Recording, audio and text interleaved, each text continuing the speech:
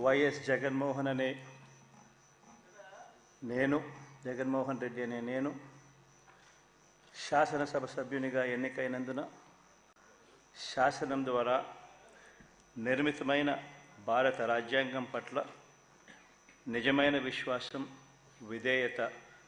చూపుతానని, భారతదేశ సార్వభౌమాధికారాన్ని, సమగ్రతను కాపాడుతానని,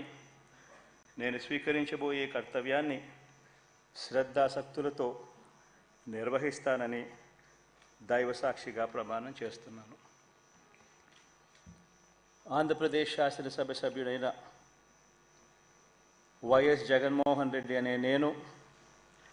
సభా నియమాలకు కట్టుబడి ఉంటానని,